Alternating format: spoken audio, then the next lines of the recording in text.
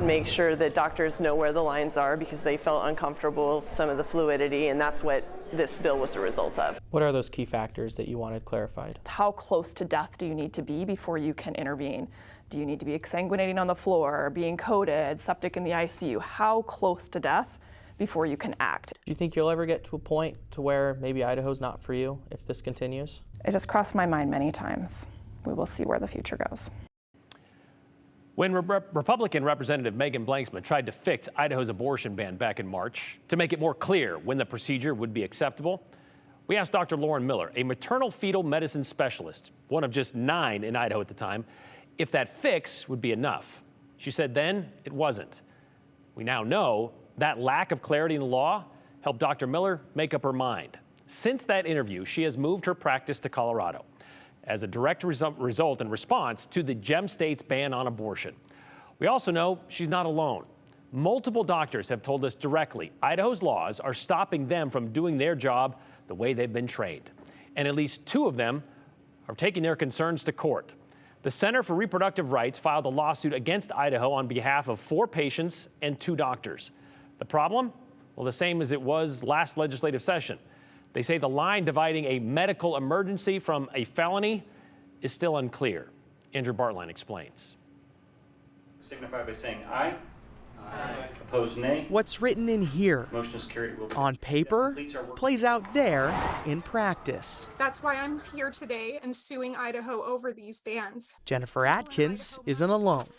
Today, she and 3 other mothers are plaintiffs in a lawsuit against the state of Idaho, alongside 2 doctors. They told me that my baby likely had Turner syndrome, a fatal deletion of one of 2 X chromosomes in a female fetus. We were told that if I attempted to carry my pregnancy to term, I was likely to miscarry. I was at risk for a condition known as mirror syndrome, extreme swelling and high blood pressure, all life-threatening. Out there, one might call it a medical emergency, but on paper, it's not. So who will be there to care for us when and if this happens again? The lawsuit argues Idaho's abortion ban put multiple women in danger by preventing local doctors from providing abortions to treat their unsafe pregnancies. Following my abortion in the state of Oregon, my emotions were all over the place. I was grieving the loss of my daughter, and I was also angry that this is our story. A story that's familiar to Dr. Emily Corrigan.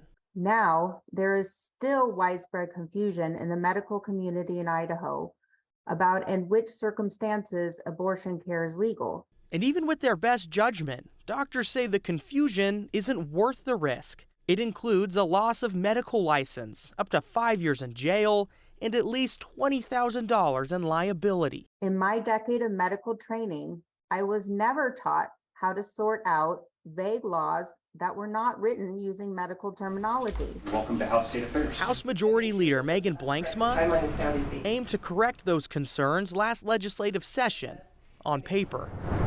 The removal of a dead child and ectopic or molar pregnancies are now legal in Idaho.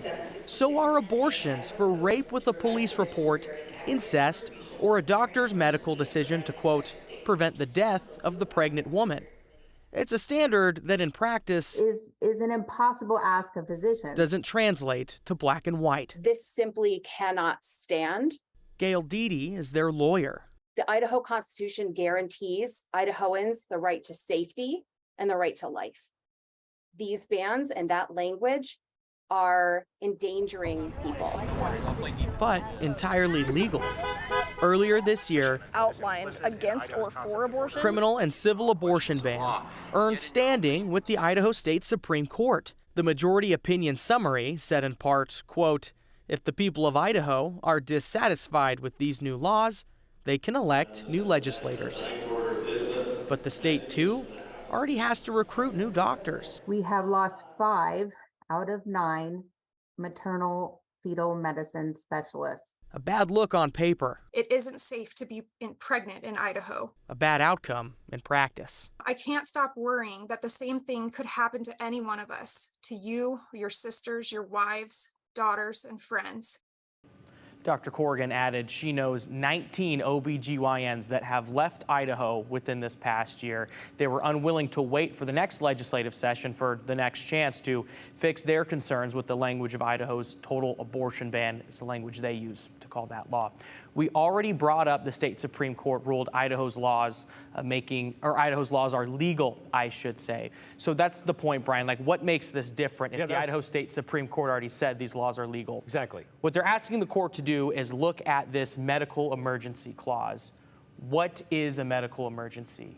How close to death do you have to be? At what point can a physician perform an abortion as a medical procedure? Just saying that it can be used to prevent death of the mother, the doctors say that's not what we do. Where's that line exactly? And that's what Dr. Lauren Miller told us when we talked to her earlier this year. She's like, my job is to promote the health of my patient, not just prevent death. And so that's what they want to hammer down, is get the court to tell them exactly what this means, exactly where that line is.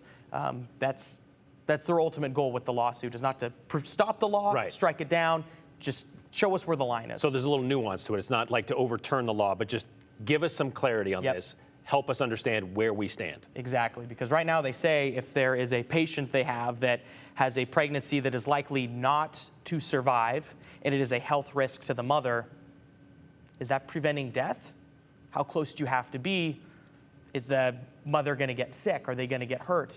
I don't know. I'm not risking a felony. Okay, Oregon's down the road. I was going to say, because right now it's in the hands of the doctors and they have to decide for themselves whether they want to face that. Okay, thanks, Andrew. We'll keep an eye on that one.